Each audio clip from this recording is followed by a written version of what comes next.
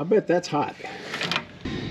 Next up, one dead track bar, including the steering Ooh, gotta tighten that stabilizer up. It's a good thing you go through and check some of this stuff.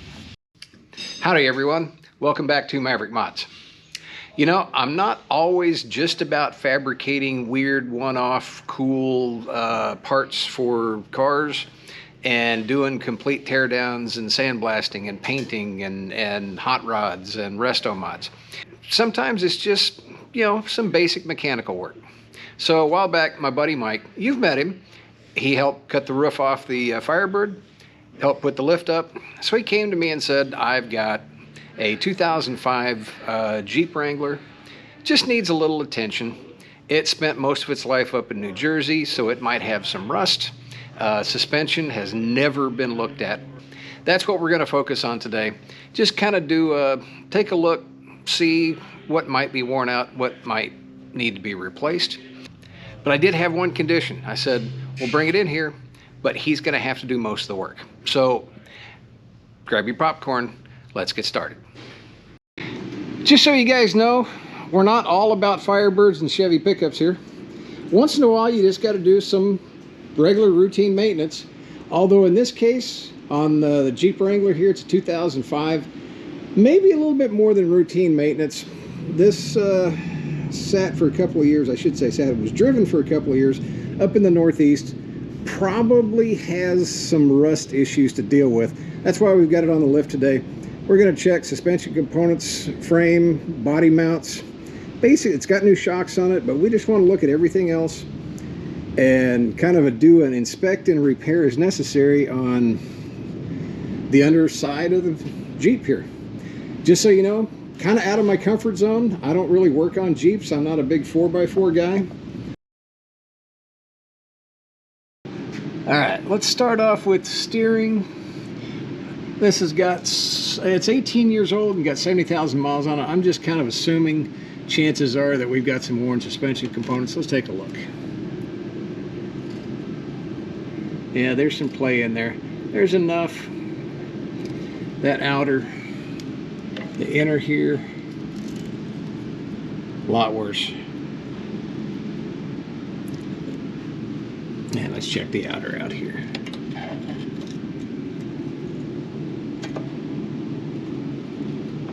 Yeah, we got quite a bit of play in that.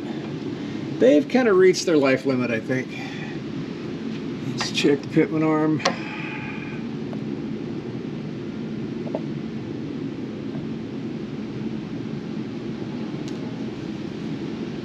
It's barely serviceable, but since we're replacing everything else, we'll go ahead and replace that too. Panhard bar on the front end is solid, but the bushing on the other side is cracking, so we'll put that on the list. Shimmy damper, 18 years old, 70,000 miles. It's showing a little, just a hint of seeping. We're gonna go ahead and replace that. Sway bar links, if we're doing that, we may as well do everything else. It pretty much covers the front end. Let's take a look at our trailing arms. And we've got quite a bit of rot on the bushing part of the arms.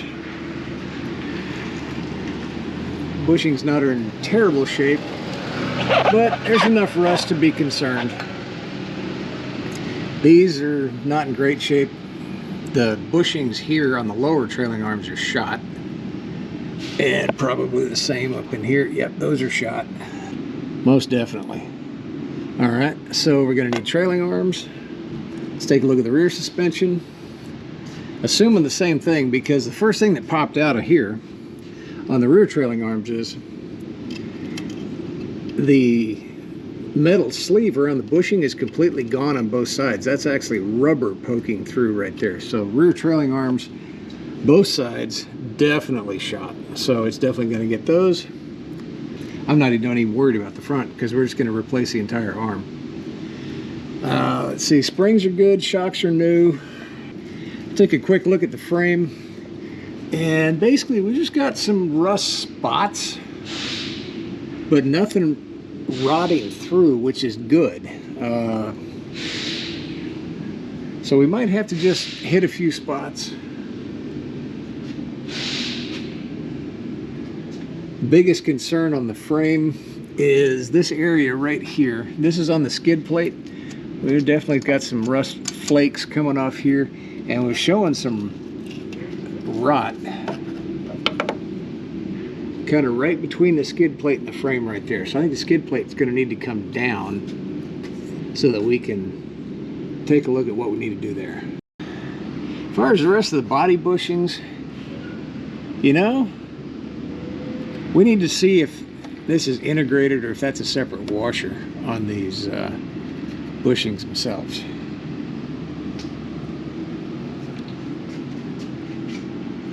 Other than that, I think we just hit a few spots here and there, treat the rust just to kind of slow it down a little bit, and we'll get a lot more life out of this. So let's get a list together of what we need and get started. Amongst all the different parts that are getting replaced, I'm gonna kind of go through and hit everything I can hit with PB Blaster because it's all rusty. We'll just kind of let this stuff soak for a minute.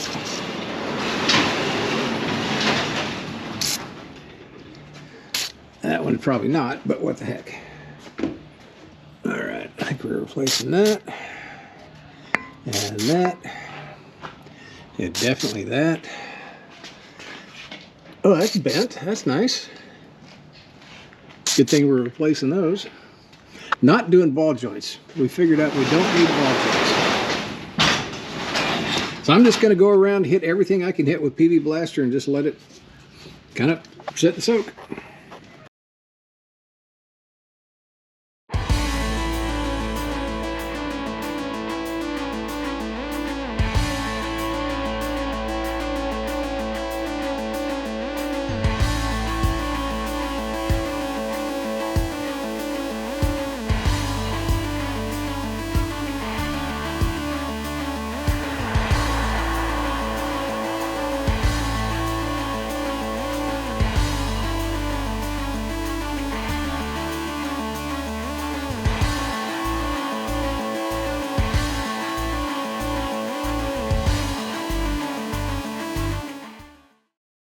Alright, so we figured we'd start on the front.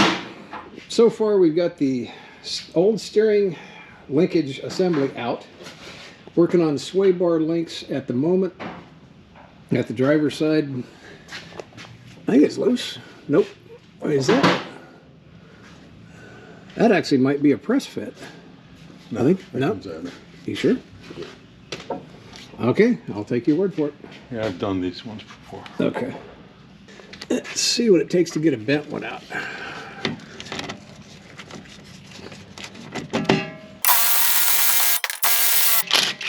I bet that's hot. So I don't think I'll touch that. Turn it over. Yeah. There it goes.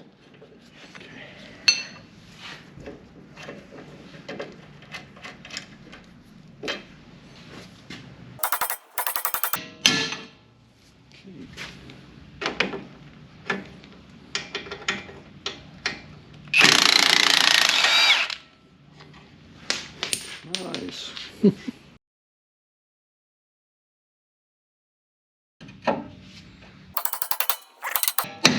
There we go. Okay, that was too easy. Yep.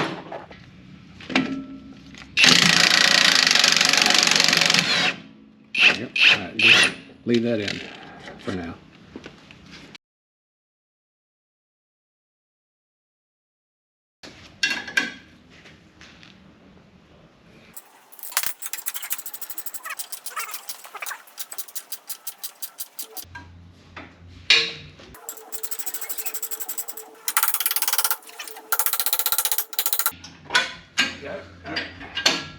Okay.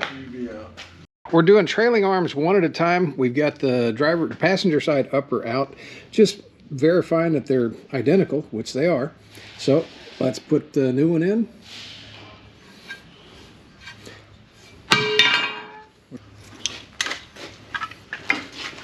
All right, so this is a kind of a captured setup here.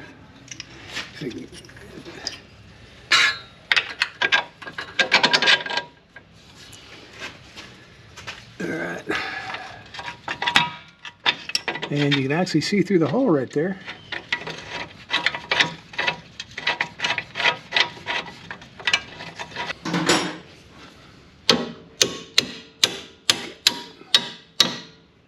New control, first of the control arms is in.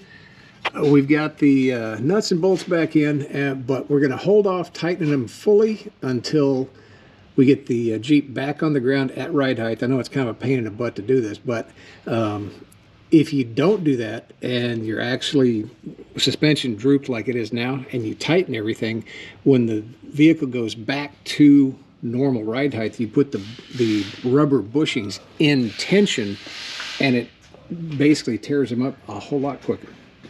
We're in the process of replacing the lower trailing arms, and on the fronts we actually have a cam here and we're off center just a little bit, so we're going to get creative and see if we can't just, actually you need to go that way. The other way? The other way, yeah. We're going to get a little bit creative just to kind of rotate the front end housing so that we can get this cam back in, if this works. Oh, no, I was, how's it go? Oh, you're right. Housing needs to go out. Yeah, housing has to go out. In and in. Okay, good. All right, go ahead. All right, and once you take the tension back off, we're back in the slot, so we're good. We can, again, tighten these up without going completely tight. Next up, one dead track bar.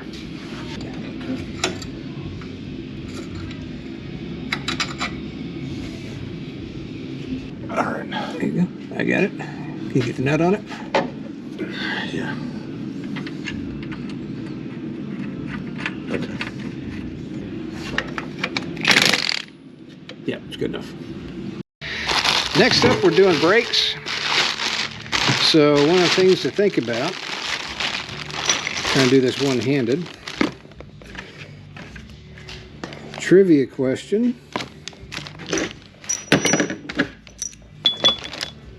Trivia question on a caliper. How do you know which is the left side and the right side? I know. Make sure that your bleed screw is on top or above the piston itself. That way all the trapped air will come to the top. New rotors coming on.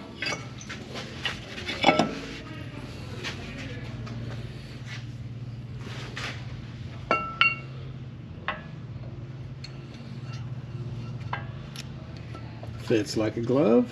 Here's the new bolts in my hand here. Okay.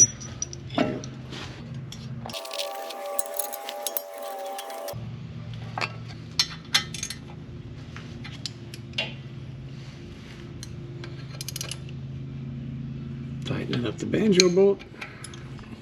And as I've said before, guys, red brake calipers are good for at least 50 feet better stopping distance. Got all the new parts on the front end here. Of course, we've got new rotors, new calipers, new shocks, upper and lower control arms or trailing arms, new sway bar end links.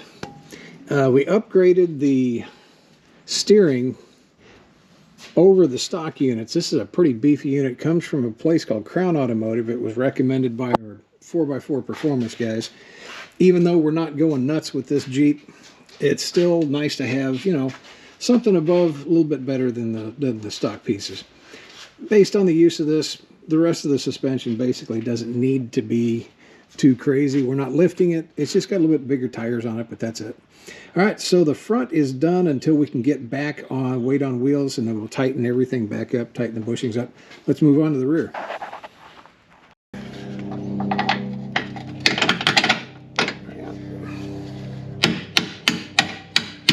Oh. Okay. Back a little bit. There we go. Here we go. Next on the list, one dead track bar. We're thinking that might be a good... Might be a good cane for somebody. Test it out. See what you think. It's got a nice little bend to it. It does? Right there. Ooh, shifter for the TX. Hey, there you For the go. Firebird. Closing in on finishing up the Jeep for the day. Let's see, where did we leave off? So, just a quick recap. We replaced upper and lower trailing arms on the front shocks, sway bar end links, entire front steering setup, including the steering stabilizer. Ooh, got to tighten that stabilizer up. It's a good thing you go through and check some of this stuff. Front track bar, front brakes. Hopefully that's a little bit of an upgrade. Like I said, red calipers, good for better stopping distance. Actually, I think the drilled and slotted rotors are going to do better overall. So we've got on the rear, new upper and lower trailing arms, new sway bar end links, sway bar bushings, new track bar. It's pretty much all we did on the rear. I couldn't get it on camera just because it was kind of turned into a little bit of a goat rope, but we replaced all of the body bushings. So there's 3 on the sides, 3 on each side. There's a new one back here, and then way up in here there's a body bushing up in there too. So there's 4 in the back.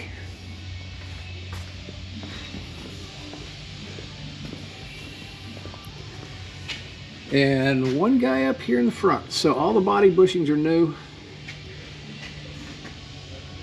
So next, I got to tighten up this steering stabilizer that I forgot to tighten up. And the last item for the day, we're going to replace the transmission pan. We've got quite a bit of rust forming on it right here.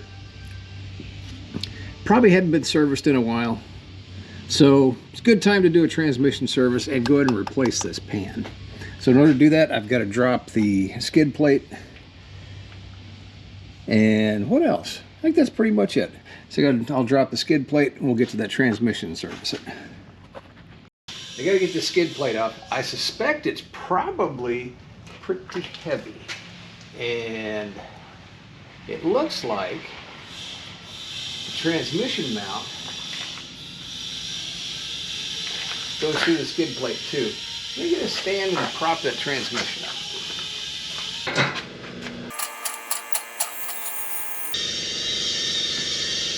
Okay. Yep. Well, other than dropping my sockets, cavalry's arrived. I don't have to drop the skid plate by myself. So, go ahead and get the skid plate out.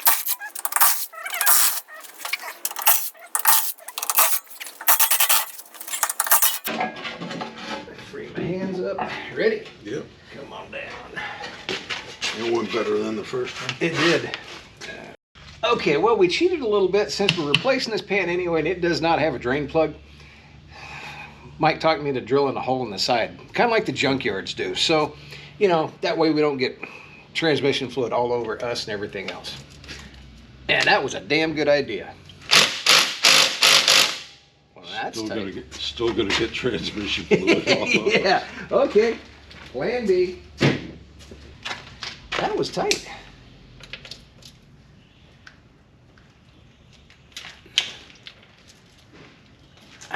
I think those were a little bit tighter than, I think, what are they, like 100 inch-pounds? I have to look that up. Did you ever have this thing serviced? I don't think I did. Yeah, I'm pretty sure I did.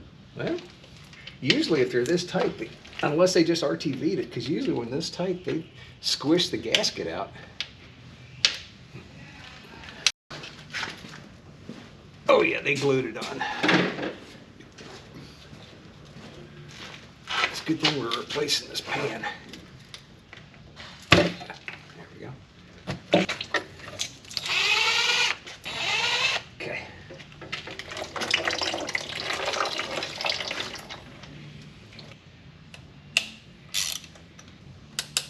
Okay.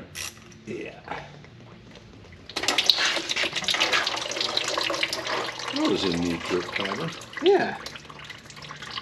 And O-ring came off with the filter. Good. There we go. Always a good idea to check. Make sure I didn't leave another one up in there. That's never happened before. All right, old filter out, new filter going in. We'll lube up the O-ring just a little bit. Wiggle this guy in.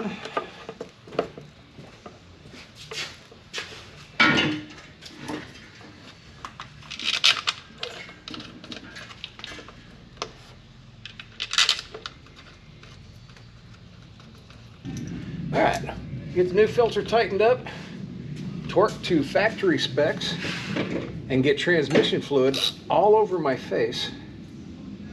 Click, click. So we'll get the rest of the bolts in, get this tightened up. This time I am going to tighten to factory specs. Transmission pan bolts. Good idea to actually do factory specs on these. And this one calls for 14.5-inch foot-pounds, which equates to somewhere in the neighborhood of around about 150 inch-pounds, which I have an inch-pound torque wrench here. I do one final by hand with my hand just right here on the end of the ratchet, just to make sure I didn't miss anything. I'm not actually tightening anything. I just want to make sure I didn't miss one. All right, let's put some fluid in this. And we're close to being able to say, well, let's get the skid plate back up, and then we're almost ready to be done. All right, I think we're done underneath. We can bleed the brakes, put some transmission fluid in it, go for a test drive. So the Jeep is back on the road. I'm not gonna show you refilling the transmission, not gonna show you bleeding the brakes. You guys have seen all that. Went to the alignment shop, everything was fine. So the Jeep is back in pretty good condition. This is actually just part one of the Jeep rehab, if you want to call it that, because it also needs a heater core, and that's a whole separate video all by itself. But that's for a later day.